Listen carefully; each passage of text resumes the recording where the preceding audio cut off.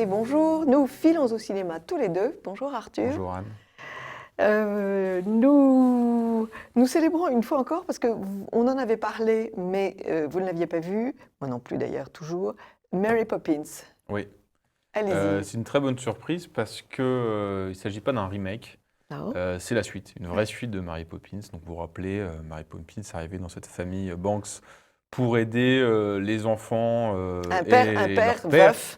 Non, il est pas, dans le premier, ils sont pas veufs. C'est le père qui Ah, le est père. obsédé par son travail, ce banquier, et ses enfants sont un peu laissés à l'abandon, et Mary Poppins venait. Mais Et là, il y a une ensuite, mère ou là, pas c'est dans la le premier? suite. Ça, c'est le premier, ça. Et là, la Mais suite, c'est les Arthur, enfants Banks. il y a une mère dans le premier? Et alors, non, parce qu'en fait, dans les enfants Banks, on retrouve les deux, la frère et la sœur. Oui. Le frère s'est marié, a perdu sa femme et a 3 enfants. Et il se retrouve avec des problèmes financiers, sa sœur vient l'aider, et donc Mary Poppins revient. Donc on est vraiment sur une vraie suite, avec une histoire donc nouvelle. Évidemment, on a plein de pastilles avec l'ancien, mais on réinvente tout, il réinvente tout, il réinvente. Alors c'est plus des, ce sont des, alors je sais plus qu'on appelle ça, ceux qui allument les lumières dans les rues, Un allumeur de réverbère. un allumeur de réverbère. C'est plus, voilà, c'est des personnages différents. Mais on retrouve cette magie, c'est ce mélange évidemment de comédie musicale, de dessin animé, et puis un peu de drame. Alors le seul regret que j'ai, c'est qu'aujourd'hui on ne peut plus faire des films de plus de 2 heures. Mary Poppins, le premier, faisait 2h40 de mémoire, et donc avait un peu mettait du temps à s'installer, ce qui était sympathique. Là on commence quand même assez rapidement dans l'univers magique. On plonge tout de suite dans cet univers-là. Et donc c'est peut-être ma seule réserve, c'est que moi j'aimais bien qu'on prenne un peu de temps, qu'on s'installe, qu'on soit vraiment les pieds dans le réel et qu'ensuite on bascule dans le fantastique. Donc là on est immédiatement plongé et c'est un beau film hommage au premier, c'est pas un remake, c'est une suite. C'est comme le premier, c'est-à-dire pour toute la famille. Marie-Noël Tranchant a fait un très joli article dans le Figaro pour dire que c'était comme un conte de Chesterton, et que plein de fantaisie, et que c'était un film qui élevait l'âme. Ouais. Les airs avaient une portée spirituelle. Il fallait travailler, il fallait surmonter la Ah difficulté. oui, tout à fait. Puis ça il pointe fallait- toujours vers le ciel chez Mary Poppins. C'est Ça toujours le pointe but, toujours toujours vers le ciel. Il faut toujours Ciel. s'élever. Voilà. Il y a pas mal de scènes comme ça qui sont assez Voilà. sympathiques. Après, j'ai Voilà. une petite réserve sur la fin que je ne dévoilerai pas, que je trouvais un peu facile, un peu gênante. Bon. Mais si voilà, c'est juste une phrase à la fin. En tout cas, il faut aller voir Mary Poppins. Oui, c'est un bon Alors, film. on se fait un petit bilan, un Ouais. premier petit bilan à deux Petit bilan 2018. de 2018. Alors c'est un bilan sur les films qu'on a vus. Oui. Parce que c'est pas sur tous les films, il y On en n'a a pas qui tout sont vu. passés la trappe. Absolument, absolument. Alors moi, ma plus belle surprise 2018, c'est un film qui était sorti de mémoire fin janvier 2018, donc Oui. il y a presque un an pile, qui est un film kirghize qui s'appelle Centaure Oui. et qui racontait, ça se passait dans un village du Kyrgyzstan, et une nuit, il y a un cheval de valeur qui est dérobé, un riche propriétaire, et rapidement les soupçons se portent sur Centaure, qui est voleur de père en fils. Et celui-ci semble s'être rangé, c'est parce que le centaure, c'était vraiment voilà, c'était ça à l'époque, dans cette culture kirghize, et semble s'être rangé depuis qu'il a un fils. Donc ce réalisateur kirghize, les Kirghizes, c'est ce peuple au passé un peu glorieux qui a une vraie passion pour le cheval, et le cheval d'ailleurs a un statut très élevé dans cette société. Il se retrouve aujourd'hui qu'il nous montre une société qui est coincée entre l'islamisme et la modernité. Et son personnage fait penser au prince Mishkin.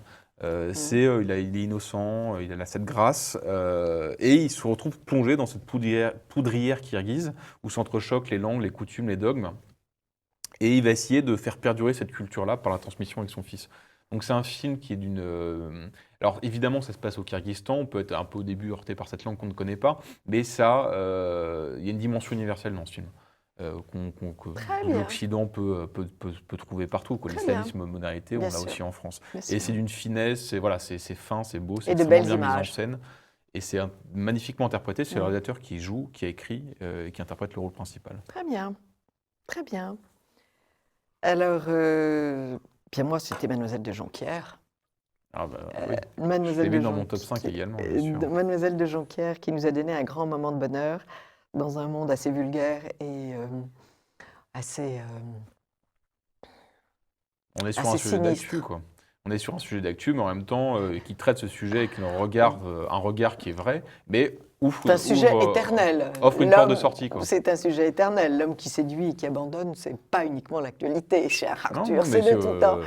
Mais on l'a vu avec tous ces mouvements féministes. Oui. Voilà, c'est revenu sur le devant de l'actu. Alors ça a pris une dimension un peu. puis ce qui est amusant, c'est la morale. Les femmes doivent s'unir pour éduquer. Ça, je trouve que c'est très amusant et très joli. Et et ça me rappelle un conte de George Sand qui présente une héroïne qui est surprise dans son château par 3 frères qui se comportent très mal avec elle. Mais elle tombe amoureuse tout de même de l'un des 3 et elle décide de l'éduquer avant de l'épouser. Je trouve que c'est une idée très jolie. Ouais. Non, mais c'est un peu féministe comme propos, mais c'est quand même très amusant. Mais les féministes prennent un sacré coup que dans Mademoiselle de Jonquière, ce qui est assez jouissif également. Oui, je sais. Oui, parce que vous pensez qu'elle est abandonnée. Mais non, pas du tout. Parce que sa vengeance se retourne contre elle. Sa vengeance se retourne vengeance contre féminine. elle, oui. Sauf que c'était pas une vengeance, en fait. C'était une façon de lui apprendre. Alors, on continue, on n'apprend rien. L'homme ne s'éduque pas. On dirait, vous avez un discours de gauche, on va éduquer les gens. La femme veut éduquer l'homme, la gauche veut éduquer le monde. J'ai un discours de mère. Oui, mais sauf non, j'ai un discours de mère, c'est pas de gauchiste, c'est de mère. Oui, si on n'éduque pas les petits garçons, ils se comportent comme des bêtes, je suis désolée. Oui. Sauf qu'à un certain temps, le petit garçon s'envole, prend sa liberté, il n'a plus besoin d'une femme pour l'éduquer. Les hommes restent très longtemps des petits garçons, oui, c'est ce que pense la gauche sur le monde, il faut l'éduquer aussi, il y a le bien, le mal, la vérité. J'avais jamais pensé que... C'est pareil. Non, c'est pas pareil. C'est pas grave, il faut bien lutter contre quelque chose. Alors la gauche aujourd'hui, les femmes aujourd'hui... Votre deuxième film. Oui, alors mon deuxième film, Phantom Thread, de Paul Thomas Anderson, avec Daniel Day-Lewis. Alors, ça raconte l'histoire dans cette Londres glamour des années 50, l'histoire du célèbre couturier Reynolds Woodcock qui vit avec sa sœur Cyril et qui va un peu en pleine inspiration, va retrouver l'inspiration par une muse. Alors Paul Thomas Anderson conclut sa trilogie qui avait débuté avec There Will Be Blood, je ne sais pas si vous vous rappelez de ce film, avec Daniel Day-Lewis toujours. En fait, il raconte toujours la même chose, c'est l'homme tyran masochiste. Ça va vous plaire. Alors, Woodcock aime dissimuler des petits messages quand il crée ses robes, il les cache dans les doublures des robes qu'il confectionne. Le réalisateur américain, c'est un peu pareil, quoi. D'ailleurs, cette sophistication et son élégance de mise en scène, il cache la perversité de son histoire. Parce qu'il part en fait d'un postulat romantique qui est teinté d'un classicisme un peu la Jane Austen, et puis son film va devenir une espèce de thriller psychologique un peu Hitchcock, assez machiavélique, quoi. Et il va utiliser ça pour étudier un peu les âmes et les comportements. Alors chez Paul Thomas Anderson, tout n'est que rapport de force. Dans son premier film, c'était le père et le fils, et aujourd'hui, et dans ce film-là, c'est la muse et le couturier.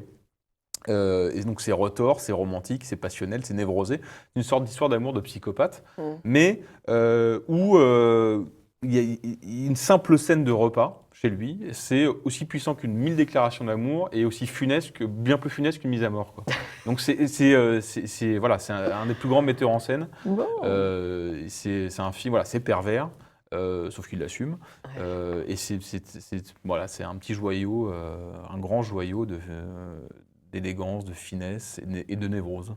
Bon, alors moi je vais vous rappeler Cold War, que vous aviez beaucoup aimé aussi, ce film polonais, l'amour de deux jeunes gens, artistes, l'un est compositeur, l'autre danse, amour difficile, contexte malheureux puisque nous sommes dans la Pologne occupée par les communistes. Donc il y a fuite, il y a emprisonnement, des images somptueuses, extrêmement bien filmées. Et c'est le même cinéaste que ce portrait d'une religieuse en Pologne, toujours en milieu communiste. Donc c'est un très joli film. Voilà. Alors moi j'ai encore un film américain. Ça s'appelle Three Billboards, qui a été récompensé au Golden Globes et aux Oscars. J'ai constaté votre tropisme, cher. Oui, non, après voilà, c'est des Three Billboards, absolument. J'ai des films que je n'ai pas listés, qui ne sont pas dedans, mais parce qu'à chaque fois, il y a une surprise et à chaque fois, il y a un truc en plus. Donc Three Billboards, pour ceux qui ne l'ont pas encore vu, on est après des mois d'enquête sur la mort d'une fille qui a été violée et puis laissée à l'agonie. Sa mère prend les choses en main et affiche un message controversé, vous savez, sur ces panneaux, sur les grandes routes américaines de publicitaires pour prendre un parti chef de la police qui est très respecté. Et ça va mettre un bazar pas possible dans la ville. Donc on sait que le réalisateur, Martin McDonagh, depuis son film Bon baiser de Bruges, aime un peu le bizarre, quoi. Il est aussi entre comédie, tragédie, humour british. Mais c'était bon, Bon baiser de Bruges. Oui, c'était bon, mais c'était très... ça se passait à Bruges. C'était très faiseur d'image. Ouais. C'est-à-dire qu'il y avait C'était énormément... très Très esthétique. Mais au fond... Ça fait du bien de temps en temps, Non, mais ça fait du bien, mais ce qui est encore mieux, c'est l'alliance du fond et de la forme. Et là, ce qui est bien, c'est qu'il monte du marche, parce que son savoir-faire, qui n'est pas discutable, eh ben, il va le mettre au service d'une vraie histoire et d'un vrai sujet qui est la nature humaine. Avec une héroïne somptueuse. Avec une héroïne somptueuse, exactement. Et son film, en fait, c'est toujours sur une ligne de crête, un peu comme ses personnages, quoi. C'est toujours une poudrière de rage, d'émotion. Et ce qui est assez dingue dans ce film-là, c'est que ces ruptures de ton qu'on a vues dans Bon baiser de Bruges, ici, sont pas gratuites, parce qu'elles servent à ébranler nos certitudes. Et elles servent, en fait, par l'image, qui est qu'une illusion, à pousser le spectateur à aller au-delà des apparences. Donc, en fait, il n'y a pas de bien, il n'y a pas de vrai. Il n'y a pas de mal, il n'y a pas de bon, une espèce de zone grise. Alors, mais il y a toujours un espoir. Il y a toujours un espoir, il y a toujours une lumière. Mais c'est cette zone grise qui l'intéresse. Et donc, le cinéma sert à ça aussi. Ça sert à montrer que non, c'est pas aussi figé que ça. Et donc, il explore la nature humaine à travers ses personnages. Et c'est une bonne claque qu'on se prend à la sortie de ce film. Absolument. Moi, j'adorais Bienvenue en Sicile. Ah, ouais. Vous aviez beaucoup aimé aussi. Beaucoup, ouais. Donc nous rappelons, c'est l'histoire de deux Siciliens qui s'engagent en 1944 pour débarquer en Italie dans les troupes américaines pour libérer l'Italie. L'un s'engage par amour et l'autre pour rendre à la patrie américaine ce que cette patrie lui a donné. Il est d'origine sicilienne, mais il estime de son devoir d'aider l'Amérique. Et donc, c'est le récit de ce débarquement, les horribles concessions qu'ont faites les Américains, puisqu'ils ont ouvert les prisons américaines pour que les grands gangsters siciliens de la mafia établissent des liens avec les mafieux siciliens. Et c'est à la fois des images très belles et aussi une satire politique redoutable de cette belle démocratie qui fiche le foutoir, pour ne pas dire un autre mot, en Sicile. Et puis, ça se termine comme ça, d'ailleurs. Et puis le cinéaste est un cinéaste qui a travaillé avec Zeffirelli. Et il y a des images très amusantes. Enfin, c'est un pur cinéma italien. Ah ouais, on passe un moment. On retrouve vraiment le cinéma italien. On passe un moment extraordinaire. C'est un film très délicat. Je l'ai revu il n'y a pas longtemps, une deuxième fois. C'est d'une délicatesse, ce film, qui est assez surprenante. Et il faut remercier Sage Distribution. De l'avoir. C'est eux qui l'ont repéré, qui l'ont sorti, vous avez tout à fait raison. Rendons hommage à Sage. Et c'est une très belle surprise et réussite. Les distributeurs n'ont pas joué le jeu. Donc moi j'invite toutes les personnes qui ils n'ont pas joué le jeu parce que c'est politiquement très incorrect. Non, je pense quand on voit l'homme qui attend devant Washington, devant la Maison Blanche, d'être reçu pour être écouté. Ouais, mais en France c'est pas un sujet qui dérange ça. Après ils n'ont pas osé prendre le pari de ce film. Ça met en cause tout de même toute la doxa sur la libération. Sur la démocratie. Sur la démocratie. La démocratie sort petite. Tissé. Mais voilà, donc j'invite tous les spectateurs à trouver le DVD. Il faut trouver. Mais c'est un film familial. C'est un film familial. Notre but aujourd'hui, c'est de dire aux gens d'acheter les cassettes. Parce que les DVD. Écouter un DVD en famille un soir de pluie, il n'y a rien de mieux. Ouais. Voilà. Ah ouais, non, mais je suis d'accord, c'est un très joli film. Ou en semaine, quand le programme est tout à fait monstrueux à la télévision. Oui, ça arrive souvent. Alors, un autre film, un réalisateur français, mais encore un film américain. Les Frères Sisters. Oui. Évidemment, parce que c'est un western. Que le western est un genre qui est fait pour le cinéma et qui se fait rare. Et d'ailleurs, ça se fait rare, il y a des bonnes raisons. C'est parce que ça déplaît de plus en plus. Et d'ailleurs, Les Frères Sisters n'a pas du tout marché au cinéma, malgré son gros budget. C'est un film de Jacques Audiard. Et c'est peut-être son plus beau film parce que c'est le film où Jacques Audiard, qui est un excellent technicien, un excellent metteur en scène et qui sait merveilleusement bien raconter des histoires, oublie souvent le libre arbitre de ses personnages et du spectateur. Parce que tout doit rentrer dans sa case, dans son scénario, dans son storytelling. Et que là, il donne beaucoup de lui, il raconte de ses histoires personnelles. Alors, c'est pas du tout narcissique, parce que c'est juste... voilà.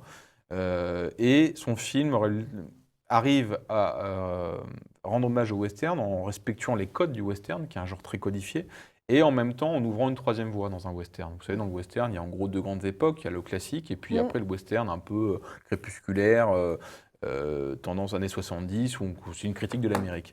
Et là, ce qui est intéressant...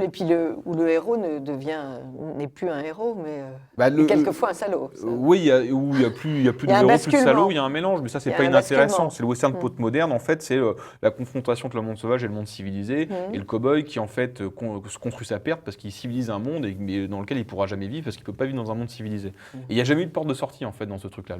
Soit ça devient un spectre, comme dans les films d'Eastwood, soit il meurt, comme dans les films de Ford. Porte de sortie, Justement, il en trouve une. Il trouve une porte de sortie dans son film. Et en fait, c'est un film qui... Alors, pourquoi c'est un film très personnel? Parce qu'il va transposer le péché originel du western, qui est toujours en disant l'Amérique est née dans le sang, et donc voilà, c'est le péché originel, et le western postmoderne dit ça. Lui, le péché originel, ça va être familial. Ça va pas être l'Amérique, c'est avec deux frères. C'est l'histoire de deux frères qui sont des tueurs à gages. Et ces deux frères racontent qu'ils sont nés dans le sang parce que c'est une histoire très, très difficile, un père violent, et un des deux frères qui tue son père. Donc ils sont nés dans le sang. Et comment ils peuvent s'en sortir? Donc c'est pas l'Amérique qui doit s'en sortir, c'est ces personnages qui doivent s'en sortir.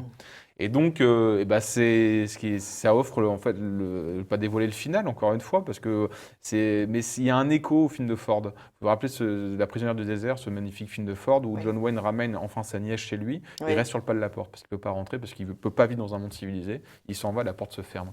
Là il y a un écho à la fin dans ce film-là, clairement une référence, sauf qu'il se passe quelque chose d'autre. Bien. Donc voilà, je recommande ce film. Bien. Moi, j'avais beaucoup aimé aussi L'île aux chiens. Oui. Cette fable politique amusante. C'est un film japonais? Non, c'est un film américain. Même pas, oui, c'est un film américain, mais le réalisateur n'est pas. C'est Thomas Wes Anderson, si je me trompe pas. Ah, c'est Anderson, oui, c'est ça. Il y a Paul Thomas Anderson. Non, mais ça se passe, ça se passe dans un pays ça se passe au Japon. Un Extrême-Orient, au Japon. Et un maire décide que les chiens ne sont plus les bienvenus dans sa ville et il les exile dans une île. Un petit garçon va pénétrer dans cette île pour récupérer son compagnon chien. Alors c'est évidemment une fable politique, c'est très très bien fait et on passe un très bon moment. À vous? Alors moi j'avais mis aussi Mademoiselle de Jonquière, donc je ne vais pas revenir dessus, mais j'en ai d'autres que je peux rajouter, que je n'ai pas mis dans cette liste, mais que j'ai mis des films qui m'avaient beaucoup marqué.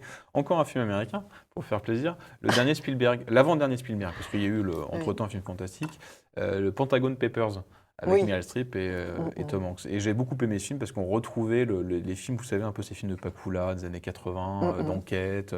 Voilà, et c'était, donc là, c'est en plus sur un journal, le Washington Post, avant l'affaire du Watergate, qui avait déjà été en conflit avec Nixon. Et ça te raconte ce passage-là qui est un peu méconnu. Et il y a un duo d'acteurs formidable, comme les Américains savent le faire, à savoir Tom Hanks, Meryl Streep. Et on est dans le classique que Spielberg avait renoué avec son film Le Pont des Espions. Et là, on est dans ce ton un peu classique. Et voilà, c'est un superbe film, encore une fois, qui est un bon divertissement, en même temps qui raconte une histoire vraie, extrêmement bien montée, extrêmement bien mise en scène, merveilleusement bien jouée. Pentagon Papers, il y a une étude menée par un ministre, je ne sais plus quel ministre d'État américain, sur la guerre du Vietnam. Et cette étude qui sur plusieurs années, montre que la guerre du Vietnam est une catastrophe financière et tout, économique, tout ça. Et cette étude va être cachée. Et en fait, une des personnes qui a fait l'étude va vouloir la sortir parce qu'il trouve, voilà, il peut pas vivre avec ça. Et donc, ça sort dans le New York Times. Et sauf que pour la première fois, l'État, le Nixon, le président, pousse l'État et le juge à interdire cette publication. Oui. Et donc le New York Times cède, parce qu'il ne veut pas avoir d'emmerde, et le Washington Post, qui est un petit journal familial, reprend l'info. Et ce petit journal familial est tenu par Meryl Streep, qui est plutôt une femme du monde, qui a rien à voir avec la presse, et qui va, avec son rédac chef joué par Tom Hanks, essayer de ferrailler avec Nixon. Et ce qui est intéressant, ce que je ne savais pas, c'est que c'est quelques années avant le Watergate. Et le Watergate, c'était deux journalistes du Washington Post qui avaient révélé le Watergate. Donc voilà, c'est un très bon film de Spielberg. Puis je rajouterai également Lars von Trier, dont je ne citerai pas le titre, qui est imbitable, qui était une surprise, d'une drôlerie, d'une perversité, d'une méchanceté. Alors moi, j'ai vu, pendant les vacances de Noël, L'Arbre de vie en DVD. Et Je l'ai j'ai pas pas, vu. et je ne, c'est le premier qui a fait beaucoup de Ouais. bruit. Et j'ai pas du tout accroché. Ça m'a paru terriblement long. Ouais. Voilà. Bon. Ah ben, il a des bons, des mauvais. Et puis, Voilà. oui, mais il a eu beaucoup de succès, c'est là où Oui, c'est mais ce que je comprends pas. Et puis, moi, je rappelle Un homme pressé avec Lucchini, qui était quand même un très très bon moment, parce que le, le cinéma, c'est aussi pour se distraire. C'est un très très bon moment. Lucchini est au meilleur de sa forme. Voir un homme avec des problèmes de langage alors que c'est un dieu du langage, c'est quand même un exercice c'était extraordinaire. la chose Et amusante de c'est un film. livre infiniment plus profond qu'on ne le croit. Et puis il y a aussi Les Vieux Fourneaux, que j'ai beaucoup aimé, et qui est la reprise d'une bande dessinée de Stipano Covey, qui est hilarante, vraiment on passe un bon moment, et une merveilleuse Bécassine. Ah, Bécassine, bien sûr. Bécassine Ah qui ouais. était très très Une bon. très belle surprise. Ouais. Voilà. Et puis trois films religieux que j'avais bien aimés. Vous, un peu moins, je me souviens, c'est Marie-Madeleine. Ouf, La- ce que j'ai moins aimé, c'est que j'ai détesté Vous ce avez film. détesté, moi je l'ai beaucoup aimé, Marie-Madeleine, La prière, C'est ça qui est formidable. nous sommes deux, sur le rôle de la prière dans une communauté qui récupère les enfants drogués. Ouais. Et puis enfin, Jésus l'enquête, vous l'aviez vu? Ouais, pas du tout aimé non plus. Vous ne l'aviez pas aimé du tout. C'est très américain, mais Ouais, c'est ça. c'est très américain, mais c'est quand même assez brillant. Alors moi, je rajouterais un dans le film religieux. Allez-y. C'est l'apparition. avec Vincent L'apparition, oui, L'apparition. je ne l'ai Moi, pas c'est vu. voilà, moi. c'est Oui, oui. l'apparition et L'apparition. la prière, deux films français par deux grands réalisateurs, Vous avez des raison. acteurs connus, et c'était une grande surprise et surtout un des films très respectueux du sujet et très honnête dans leur traitement. Bien, merci beaucoup Arthur. Merci. On ne va pas Anne. les répéter parce qu'il y en a trop, Oui, il y en a mais avec la vidéo, vous pouvez arrêter, prendre votre crayon et prendre en note. Merci beaucoup Arthur et à la semaine prochaine. Avec Qu'est-ce que plaisir. vous allez voir? Le retour de Rocky. Ah Bah, si. non, c'est pas vrai. Bien sûr que si. Bon, très bien, Évidemment. très bien. Amis de TV Liberté, à mercredi prochain.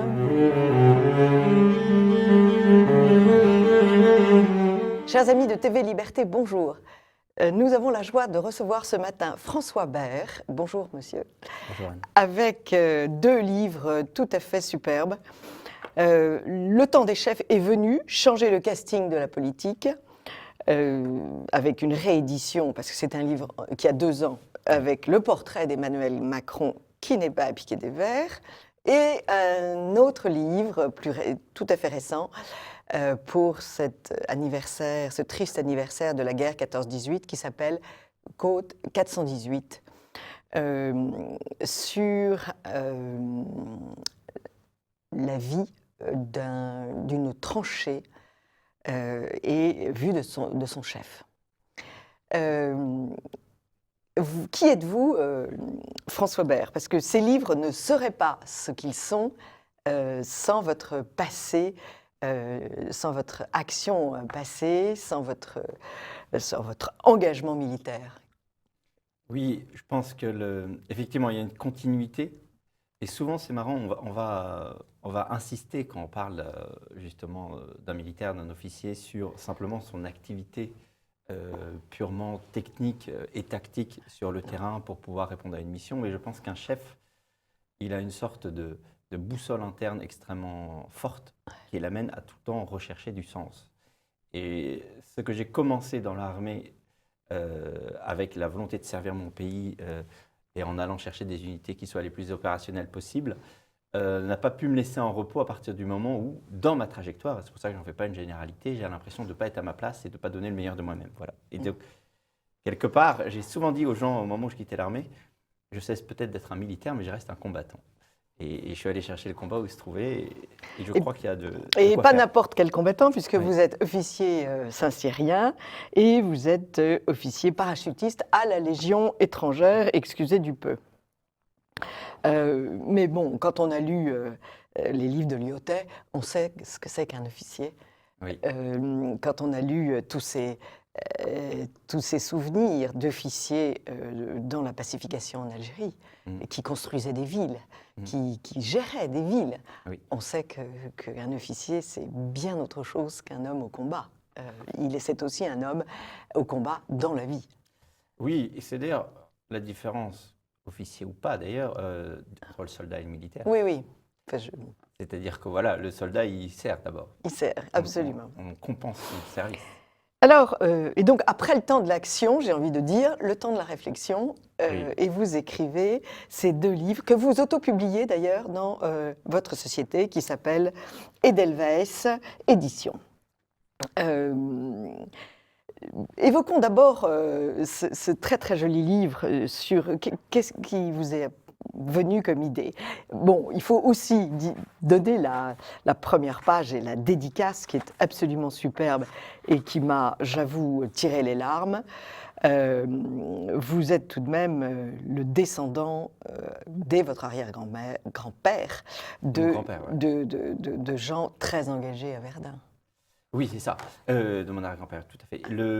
Oui, c'est ça que je trouve, en fait, c'est bouleversant, et j'incite d'ailleurs les gens à aller sur un site qui s'appelle Grand Mémorial, dans lequel j'ai fait mes recherches, et où on peut retrouver, en fait, tous les livrets militaires Oui, oui, je sais. de l'ensemble de nos ancêtres. Et j'ai voulu faire ce prix du sang, faire la recension du prix du sang. Il faudrait que chacun puisse se dire, là, j'ai l'air comme ça de vivre dans un monde paisible, sans effort, se rendre compte de ce que ça a coûté à nos anciens pour que ce soit possible. Et c'est assez bouleversant, effectivement. Vous parliez de Verdun, on peut parler aussi d'autres endroits, de voir comment des ancêtres d'horizons complètement différents se sont croisés sur les mêmes théâtres, dans la même boue, dans le même sang, et avec des grades complètement différents. On dit souvent qu'on est parachutiste, hein, qu'on est tous on passe tous par la même portière. Et il y a de ça aussi, c'est-à-dire quel que soit le grade, de voir l'ensemble des combattants qui ont permis la liberté qu'on a aujourd'hui. Vous écrivez « À tous mes anciens morts pour la France, notamment Saint-Cyriens et légionnaires, dont le sacrifice et les combats me permettent aujourd'hui d'écrire en pays libre et d'avancer sous leur drapeau en capitaine de ma vie. » Ça, c'est tout vous, ces 2 lignes. Et vous êtes aussi le descendant de Catlino, excusez du peu aussi, visiblement dans vos gènes, dans votre sang, dans vos veines, coule un sang bien particulier. Qui est une énorme exigence, en fait, d'abord. Alors, vous avez évidemment pensé à Junger, avec ce texte magnifique, le Bocteau 125, je crois. Comment avez-vous choisi cet angle de cette vie dans la tranchée à un moment donné, Comme souvent à l'instinct. Oui, à l'instinct. C'est-à-dire que j'avais cette réflexion, j'agis beaucoup par étapes, en fait. Je fais rarement des plans à l'avance. Ma première étape, on en parlera tout à l'heure, c'était de dire, OK, aujourd'hui, on se fatigue beaucoup sur le domaine des idées, sauf que ce qui change le monde, c'est le comportement. Et donc, d'où la réflexion en politique comme en entreprise sur le fait qu'il faut mettre chacun à sa place et ça va beaucoup mieux. L'idée d'après, c'était de me dire, on parle beaucoup de ce qu'est un chef, etc. Je me fatigue parfois beaucoup à essayer d'expliquer ça. J'ai la chance aujourd'hui d'avoir énormément d'échanges avec beaucoup de gens pour lesquels cette sensibilité s'est développée, parce que les gens se rendent bien compte que les systèmes parfaits ou les tentatives aléatoires en entreprise ne pouvaient pas forcément marcher, de démocratie participative, démocratie d'entreprise, etc., que c'était limité. Et je voulais donner à vivre ce que c'était que l'expérience d'un chef qui décide.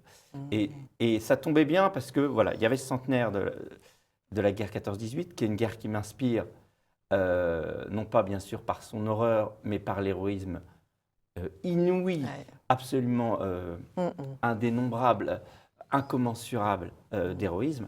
Et donc, l'idée, c'était de partir de ça, de rendre hommage à cette période dantesque, en permettant à chacun de vivre quotidiennement ce que c'est. Et non pas de manière distanciée, en disant « Waouh, à l'époque, ils étaient forts, mais nous, maintenant, c'est autre chose. » Donc, de le vivre à la première personne, et en même temps, parce que c'est le cœur du sujet, c'est qu'on a tous des combats, et qu'il y a des combats dantesques qui se font dans l'intime. Hein, tous les gens il y a des deuils, il y a des persécutions intimes, il y a des manipulations intimes, il y a des handicaps, il y a des soucis intimes de communication dans les couples. Tout Tout ça, c'est des combats dantesques. Tout ça, c'est nos tranchées. La vie n'est pas facile. La vie n'est pas facile, et après, elle est merveilleuse. Mais elle est merveilleuse quand on se bat et quand on essaye justement pas de correspondre à un modèle lointain, idéalisé pour le regard des autres, mais quand on occupe son espace d'une présence de discernement, d'une présence de petits pas. L'intelligence de l'action, c'est la sœur jumelle de l'intelligence de la charité. C'est ce qui fait passer précisément d'idéaux très aboutis à une réalité vécue.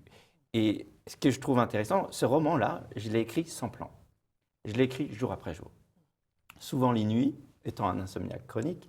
Et qu'est-ce qui se passait? C'est que je laissais les choses monter, venir, et je voulais donner à expérimenter cette prise de décision parfois toute simple, mais qui change tout. Parce qu'on n'a jamais les conditions pour que les choses soient parfaites. Par contre, elles commencent à être intéressantes quand on décide pour aller dans une direction particulière, puis une autre, puis une autre, puis une autre. On est pris effroyablement, on ne quitte pas votre livre et on sent en effet cet extraordinaire rapport humain entre le chef et ses hommes. C'est vraiment... c'est très très impressionnant. Et puis bon, vous avez un sens de la formule, vous avez un sens de la retenue, vous savez dire les choses et en même temps les retenir de façon très drastique. Et puis il y a cette scène fabuleuse de la jeune fille en bicyclette qui passe comme une espèce de fée dans un poème de Gérard de Nerval, qui est magnifique. Voilà, je n'en dis pas plus. Ce livre est à lire. Donc c'est Code 418, François Bert aux éditions Edelweiss. Alors vous avez écrit il y a 2 ans, Le temps des chefs est venu. Et votre diagnostic est assez rigoureux. C'est drôle parce que vous l'avez écrit il y a 2 ans. Le bassin de rétention de la colère est plein. Soit on lui trouve un débouché, soit on court à l'implosion. Et on y est. On est en plein dedans. Ouais. Et ce qui est drôle, c'est qu'ils mettent en face de ce fleuve qui est sorti de son lit, des murailles de CRS, d'armée, ce qui n'est pas tout à fait, je crois, physiquement, la manière de détourner un fleuve. Oui, c'est ça. C'est-à-dire qu'en général... Ils n'ont pas fait de géologie, ces gens-là. Oui, je pense, effectivement. Effectivement, ça me fait penser d'ailleurs à une phrase du président, je crois que c'était le président Diouf qui parlait, lui, en l'occurrence, de l'immigration déréglée en disant et on ne pourra arrêter son flot car on n'arrête pas la mer avec ses mains. Voilà. Oui, bien sûr. Il avait dit ça, et sur toute forme de processus majeur dont on ne veut pas prendre la mesure en allant à sa source, en fait. Alors, nous manquons de chefs, indiscutablement. Je crois d'ailleurs qu'il y aurait une analyse de fond pour montrer pourquoi nous manquons de chefs aujourd'hui, en 2019. Oui, il y a une analyse qui pourrait nous amener très loin. C'est-à-dire qu'en fait, si on fait un peu de l'histoire sur des grands espaces, oui.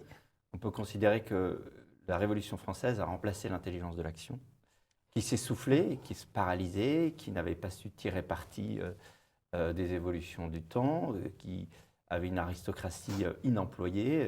Qui n'étaient pas des chefs, à l'exception des chefs chouans. Oui, après, heureusement, il y avait quand même des exceptions, mais c'est vrai qu'effectivement, on avait une aristocratie qui avait été agglutinée autour du pouvoir, etc. Et que, donc, on a remplacé l'intelligence de l'action qui s'essoufflait par l'intelligence du discours qui la paralyse. Et on se rend pas compte. L'intelligence du discours. On ne peut pas dire ça. Le discours un discours n'a pas de... C'est un incantatoire, c'est bien à l'Église, mais dans la vie réelle, le discours ne tient rien. L'intelligence du discours. Sinon, Macron est à Dieu. Mais c'est exactement ça. En fait, vous savez que me retrouvant souvent à qualifier justement les intelligences qui ne vont pas vers leur but, même si chacune peut s'aligner. C'est-à-dire qu'encore une fois, l'art oratoire peut avoir une finalité dans un cadre particulier, les avocats en savent quelque chose. Mais si vous voulez, quand je qualifie notamment les intelligences narcissiques, je dis que c'est des gens qui sont créatifs en captation énergétique. Créatifs en captation énergétique. C'est très positif, mais ça veut quand même dire que ce sont des nuls. Leur énergie oui. et leur intelligence, c'est ça. est une intelligence de mobilisation qui ne donne jamais rien et Ouais. prend toujours. C'est Voilà. ça. Et donc, voilà. Vous avez une façon très, très élégante d'enrober des Oui. situations merdiques Mais oui, mais et des personnalités nocives. et le fait est qu'on est arrivé à cet état de fait de discours, effectivement. Et donc, quand on regarde ça, on a nécessairement, on va dire que quelque part, la pratique politique sort de son lit, puisqu'on a commencé avec ça, à partir du moment où elle croit que faire de la politique, c'est concevoir ex nihilo dans sa tête des choses pour pouvoir les plaquer sur le réel. Ouais. Sauf que le propre, c'est en ça que je dis que les chefs sont les meilleurs dispositifs anti-idéologiques que je connaisse, chefs naturels. Parce que si on dissèque l'intérieur du cerveau d'un chef, c'est un percolateur de contexte, c'est-à-dire que c'est quelqu'un qui passe son temps à écouter des éléments mouvants Et le réel. et le réel pour le traduire en décision. C'est de l'écoute continue jusqu'à l'évidence, et c'est la fameuse phrase de Louis XIV, Je laisser meurs. agir la Ouais. facilité du bon sens. Ouais. Gouverner, c'est laisser agir la facilité du bon sens, c'est-à-dire qu'en fait, la réalité même de l'exercice de gouvernement, c'est partir d'événements mouvants pour les traduire en décision. C'est tout sauf concevoir ex nihilo des choses et les plaquer. Parce que quand on fait ça, du coup, on amène d'abord les penseurs qui vont nous faire des usines à gaz ou qui vont se trouver intéressants à aller soulever des sujets périphériques pour en faire des thématiques. Et on amène bien sûr, pour que ces sujets progressent, des super vendeurs. Et puis l'état achevé macronien de l'affaire, c'est que non seulement on crée des thématiques, mais on crée des thématiques autogiratoires. C'est-à-dire que ce n'est même pas pour s'intéresser à quelques personnes, c'est juste pour trouver des miroirs intermédiaires pour réfléchir à sa propre superbe. Alors, vous avez répondu à ma question. Vous dites bien que le chef doit répondre au réel, c'est l'anti-idéologie. Or, comme depuis 2-3 siècles, nous vivons dans l'idéologie matin, midi et soir, nous baignons dedans, voilà pourquoi nous ne pouvons pas avoir de chef. C'est très... L'idéologie démocratique, c'est le système anti-chef par excellence. Voilà. Et avec en plus cette dimension, comment dire, le danger du suffrage universel direct là-dessus. Oui. Puisque pour le coup, on donne un pouvoir de vote, comment dire, on concentre, on va dire, la possibilité de voter sur quelque chose de très éloigné du citoyen, là où le citoyen est toujours le plus performant quand il parle de ce qu'il connaît en direct. Absolument, absolument. Alors, vous commencez le livre par des pages succulentes.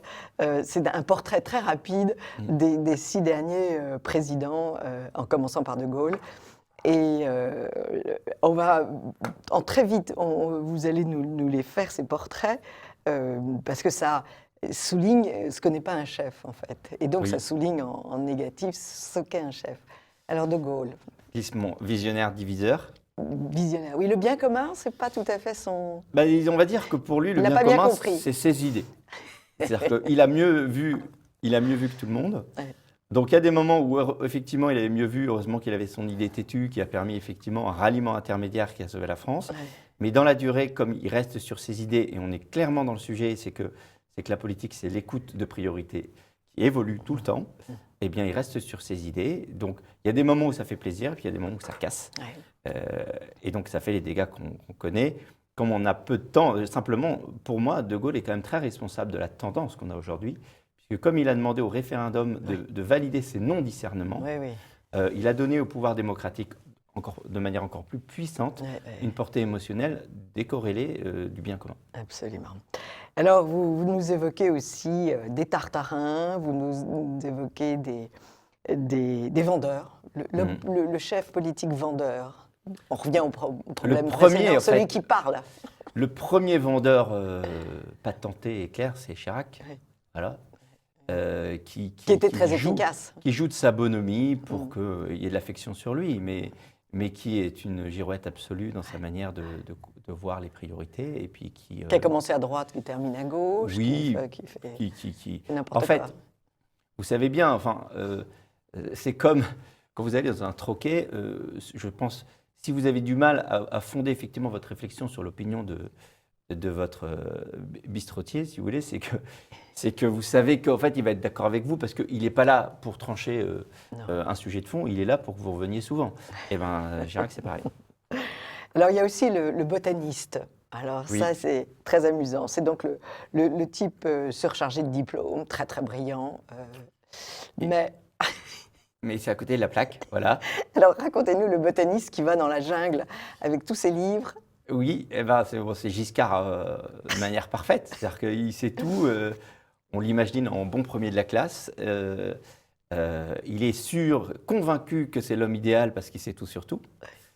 Sauf que le botaniste, il s'aperçoit assez vite, en dépit de ses livres et de sa connaissance érudite, qu'en fait, on lui demande de tuer des serpents, de déterminer une route. Et en très quelque vite. chose. Comme, Voilà, très vite. comme Et le qu'il- serpent vous tombe sur la tête, c'est pas le moment d'ouvrir Ses les livres 10 tomes. Voilà, exactement. Et que, alors, à qui on a affaire? Et donc, du coup, concrètement, on a affaire à de la science inopérante par rapport à l'enjeu. Et c'est là qu'effectivement, choisir pour quelque chose qui demande du discernement une pratique experte, c'est s'exposer à des dangers certains. Et puis alors, le dernier portrait que vous avez rajouté, puisque c'est une édition augmentée, comme on dit, c'est Macron. Alors ça, le portrait de Macron est très très bien vu. C'est Jupiter dans les habits du Narcisse. Oui, c'est-à-dire qu'on est dans le... C'est d'ailleurs assez étonnant, il avait utilisé à un moment la notion de clé de voûte. Et ce qui est très intéressant, c'est que la clé de voûte, c'est quelque chose de très statique comme définition. Un chef, il est mobile. Il est au cœur de la mêlée. Il est là où ça bouge. Il est au centre de gravité de l'action. Et l'action, c'est quoi? C'est un contexte qui bouge tout le temps et des moyens qui bougent tout le temps. Donc c'est un positionnement dynamique, permanent, sur un lieu de conjonction qui n'est jamais le même. La clé de voûte, c'est construire tout autour de quelqu'un qui ne bougera plus. Et donc, c'est concentrer du coup, en l'occurrence, la clé de voûte au moins fait poser, on pourrait dire que lui, c'est un peu une clé de voûte inversée. C'est-à-dire qu'au moins, la clé de voûte, normalement, tout repose sur cette personne et cette personne-là, au moins, tient l'édifice. Là, le problème, c'est que comme tout, au lieu de venir donner de la cohérence par le haut à l'ensemble, il fait tout tourner autour de lui. Et comme c'est une clé de voûte extrêmement fragile, tout risque de s'écrouler aujourd'hui. C'est ce que vous appelez le management centrifuge. Centripète. Centripète. Oui. Exactement. C'est-à-dire qu'en fait, c'est un management qui considère que le seul but... En fait, on va dire que le management centripète, c'est un vieux réflexe de candidat. Ça résume ce qu'on disait tout à l'heure. C'est-à-dire qu'en fait, le système démocratique, encore une fois, dans une logique émotionnelle telle qu'on l'a vu, et non pas au niveau local, fait qu'on va vouloir à tout prix désigner quelqu'un qui mobilise le plus l'attention collective. Et donc, le métier de candidat, c'est d'être centripète. C'est-à-dire de faire tourner l'attention de tout le monde en disant « choisissez-moi ». Sauf que le problème, c'est que ce même candidat, quand il se retrouve au pouvoir, son métier change.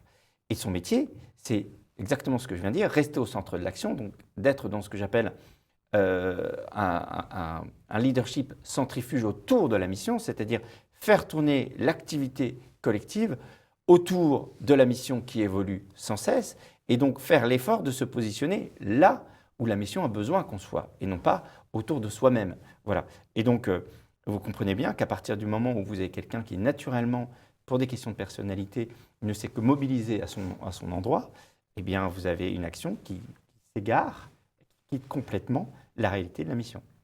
Alors que le chef management centrifuge est quelqu'un qui entraîne et qui entraîne derrière lui en ayant bien conscience des qualités de chacun. Mais c'est ça, c'est-à-dire qu'on pourrait considérer, si vous voulez, si on reprend des gens connus, si on va dire De Gaulle et Sarko, quoi. Mais, et puis Macron aussi. De Gaulle, il donne le sommet. Donc il y a quelque chose, mais c'est très lointain, c'est inaccessible. Et il répète tellement le sommet qu'au final, en fait, le sommet, on finit par comprendre que c'est lui. Et du coup, il y a une illisibilité, même s'il y a des moments clés de l'action. Puis si on est dans du Sarko, en fait, ce qui compte, c'est qu'on se balade en montagne. Ce qui compte, c'est qu'il soit là. Il se fiche royalement de savoir où on va. Mais c'est d'ailleurs pour ça qu'il sourit tout le temps. voilà. Il est content. Il est content, il est sur la photo. Sauf que le boulot, si on reste là-dessus, le boulot d'un chef, c'est pas de dire bah, suivez-moi, à partir du moment où vous êtes autour de moi, tout va bien.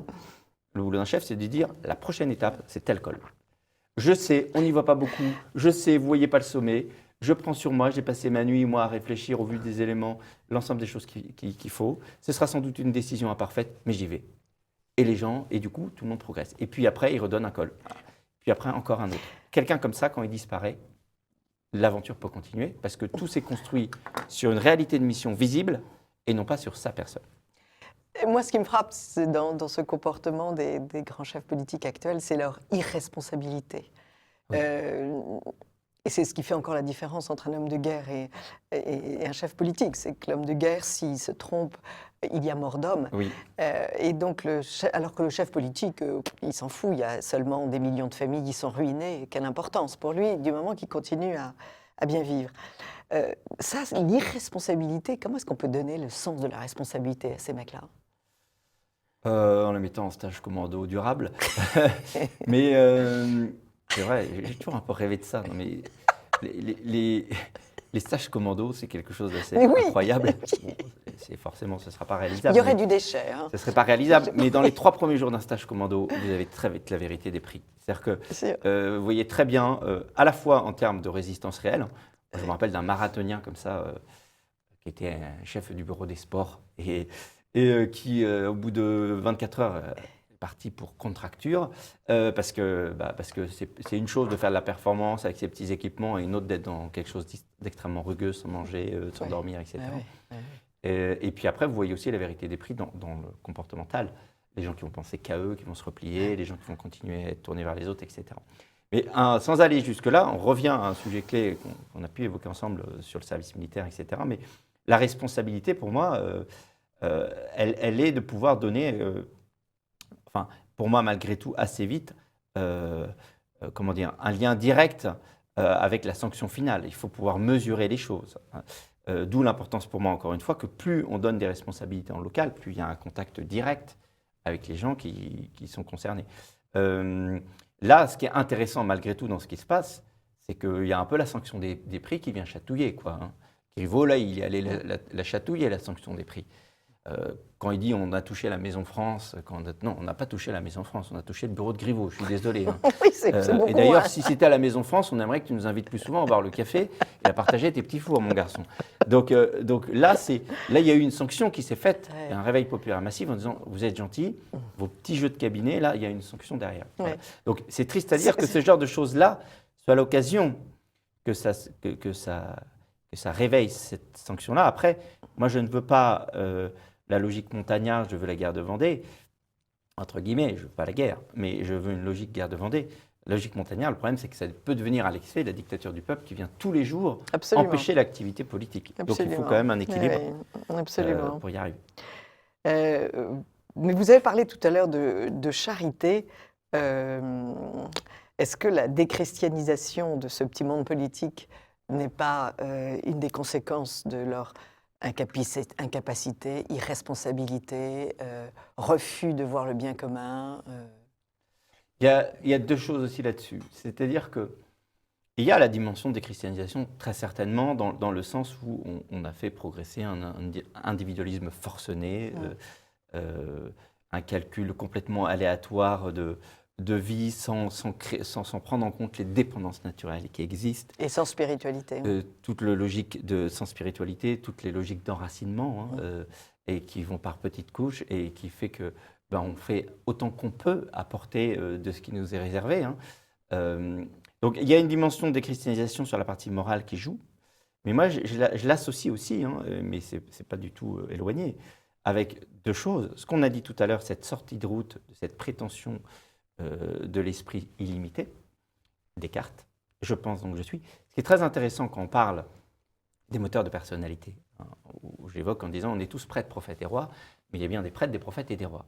Un prêtre, c'est quoi? C'est quelqu'un qui a d'abord l'intelligence du lien, et donc on le voit, hein, professionnel du lien, qui a un talent en tant que tel, mais qui peut avoir un problème justement à mettre ce lien-là en lien avec du fond qui soit identifiable, clair, et par rapport à la mission. Il y a le royaume des prophètes. Le prophète, quand je pense donc je suis, c'est une phrase de prophète en fait. C'est-à-dire que quand Descartes dit je pense donc je suis, il dit le mode opératoire de la vie, c'est d'abord de penser puis de mettre ensuite en application. C'est vrai des créatifs, c'est vrai des experts, parce que ça part de leur tête chez eux. Après, un expert qui intègre la dimension morale a beaucoup d'humilité pour accepter cette contrariété, cette confrontation à la réalité. Mais fonctionnellement, ça part de sa tête pour aller vers le réel. Et là où le prêtre dirait « j'interagis, donc je suis ». Le roi, il dit quoi? Le roi, il dit « j'écoute, donc je discerne, donc je suis ». Il est naturellement un réceptacle et quelqu'un qui est capable d'écouter une réalité. C'est pour ça que je dis que c'est un dispositif anti-idéologie en tant que tel. Bien sûr. Donc, je pense donc que je suis est une phrase de prophète. Donc, Descartes est le père de toutes les idéologies, mais ce qui est intéressant, c'est pour ça que j'insiste aussi beaucoup sur les personnalités, c'est qu'on voit aussi beaucoup dans les milieux catholiques et dans les milieux politiques de droite, de gens qui sont des prophètes et qui n'ont pas forcément compris ça. Ouais. Et qui du coup rendent une réalité impossible parce qu'ils continuent à vouloir faire de la politique sans le vouloir exactement comme un Descartes, exactement comme un Robespierre, sans la violence, en disant je vais concevoir un truc qui va me faire plaisir, je ne vais pas prendre cette difficulté qui est que la réalité, elle se décide par étapes imparfaites. Ils sont quand même fous d'orgueil. Je vais concevoir un plan et il va marcher. Oui. C'est quand même, Oui. c'est quand même le délire, là. Oui, et le problème, c'est que ça touche tout le monde. Ouais. Vous voyez, et donc la manière, si vous voulez, si je reste dans la métaphore spirituelle, la manière de sauver les choses au niveau, que ce soit dans notre prison politique, c'est la trinité professionnelle. Il faut les 3 talents. Le problème aujourd'hui, c'est qu'on a d'abord fait, en fait, la Révolution française, si on reste là-dessus, derrière Descartes, c'est advenir au pouvoir les prophètes, qui disent je pense mieux que tout le monde, donc c'est moi qui vais régner. Sauf que, Et nous allons vers un monde nouveau. Voilà, avec cette prétention que parce que ça existe dans ma tête, ça va pouvoir être possible. C'est ça, c'est ça. Voilà. Ouais. Sauf que non, c'est un peu plus compliqué que ça. J'aimerais pas habiter dans la tête de Bruno Le Maire, personnellement. Mais voilà. Et donc, après, on est devenu, aujourd'hui, on est dans le règne des prêtres. C'est-à-dire, on est dans le règne de l'interaction pour l'interaction. Et l'étape ultime du règne des prêtres, c'est le narcissisme.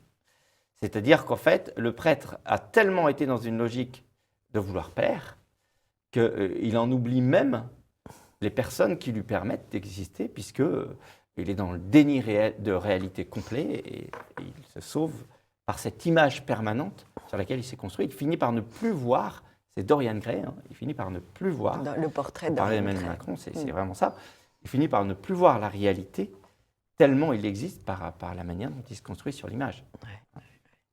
Ce qu'il y a l'une des richesses de votre livre, c'est que bien sûr, vous avez connu vos équipes militaires sur le terrain de la guerre, mais vous avez maintenant, dans votre deuxième vie, vous conseillez des équipes de direction et vous accompagnez des dirigeants sur le discernement opérationnel. Alors ça, c'est curieux comme métier. Ça veut dire vraiment qu'ils sont perdus? Pas forcément qu'ils sont perdus, mais ce qui est passionnant, c'est là qu'on revient au sujet initial. Je vous ai dit que j'ai suivi ma boussole. Oui. Et un chef et un soldat, il est fait pour servir. Oui. Si j'analyse la menace, Oui. le danger, et récemment j'ai un officier qui est venu me voir, qui faisait une grande enquête et qui me disait si vous étiez si vous étiez un ennemi de la France, comment vous l'attaqueriez? Voilà, et c'était passionnant. Et donc, on pourra souligner ça. Ma réflexion, et je l'ai fait par étapes, ça n'a pas du tout été une réflexion stratégique, j'ai juste suivi mon instinct là-dessus, c'est de voir qu'en fait, ce qui manquait le plus aujourd'hui, c'était l'intelligence des chefs, justement, et la capacité à décider, chacun à son niveau, les décisions qui permettent la mobilisation collective pour la victoire collective. Et donc, en fait, j'ai choisi quelque part une part bien sympathique, qui est que je passe mes journées à être dans le sein des saints de cette décision, soit chez les particuliers que j'aide justement, quand je parle de capitaine de ma vie, je les aide à redevenir capitaine de leur vie. Je les aide à être capitaine de leur vie en choisissant un métier qui les fait sortir de la volonté de correspondre à des schémas plaqués, mais qui écoutent la réalité de leur talent pour produire leur propre fécondité. Quand j'interviens dans les équipes de direction, mon sujet va vraiment être de mettre chacun à sa place. Et donc là-dessus, voilà, je dis que je suis un ostéopathe des organisations, j'enlève les crampes de l'humain, et donc quand il y a 3 Einstein ensemble, je leur dis, c'est super, mais il y a un druide par village, donc vous allez vous entretuer. 2, ce serait pas mal que vous ayez des secteurs différents et que vous fassiez venir assez vite un Bijard ou un Patton dans votre décor, parce que un Indiana Jones, parce que sinon vous allez quand même pas transformer. Ou un Berthier pour Napoléon. Ou un Berthier pour Napoléon, pour que les choses soient possibles. Et puis après, le discernement opérationnel, c'est quoi? C'est précisément toute une série de chefs qui peuvent avoir des grandes qualités techniques ou des grandes qualités relationnelles, mais pour lesquelles la décision est quelque chose d'un peu difficile, pour des questions de personnalité. Eh bien, moi, je plonge avec eux là-dedans. À la fois, je fais du co-discernement, Je les aide du coup à prendre les décisions en leur apportant mon regard extérieur sur les choses. Et puis, je structure leur posture de chef. Donc, leur rapport à la relation, leur rapport à l'aléa, leur rapport aux autres. Je fais ça notamment aussi pour les commissaires de police, qui est un métier passionnant parce que j'ai des échanges très très riches avec des commissaires expérimentés. Donc voilà, être au cœur de la décision pour jouer son rôle de chef. Vous citez Péguy. Il ne se peut pas que les Français soient lâches, mais ils ont oublié qu'ils étaient courageux. C'est une belle feuille de route, ça.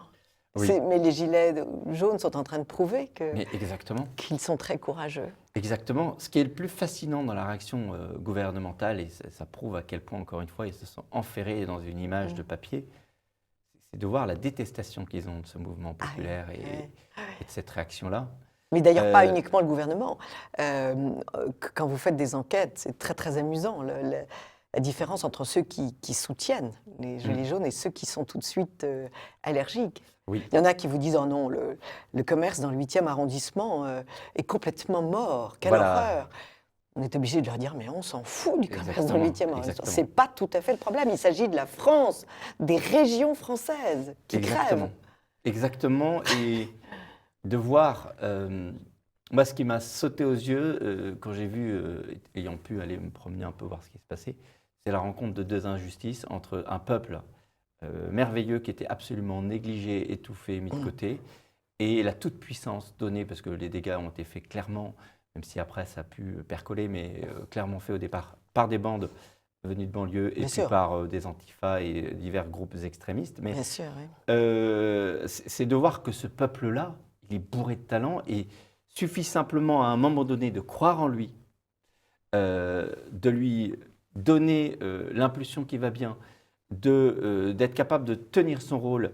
Et justement là-dessus, plutôt que d'avoir un courage contre les gilets jaunes qui sont justement des gens en dehors du scope, d'avoir du courage contre les vrais méchants. Oui. Ce qui est amusant, c'est qu'on parle sans arrêt dans cette République du vivre ensemble. Mais quand il s'agit de vivre ensemble avec les gilets jaunes et de les écouter, alors là, il n'y a plus personne. C'est évident.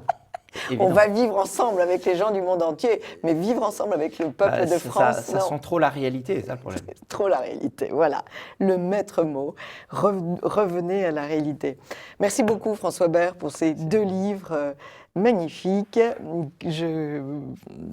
Tout le monde a intérêt à les lire, absolument tout le monde, à tous âges. Le temps des chefs est venu et Cote 418, Edelweiss édition. Vous avez un autre manuscrit sous presse ? J'ai pas mal de choses dans la tête. je vous fais confiance. Eh bien, vous revenez très vite pour de nouvelles pages. Merci beaucoup, François Bert. Chers amis de TV Liberté, à la semaine prochaine.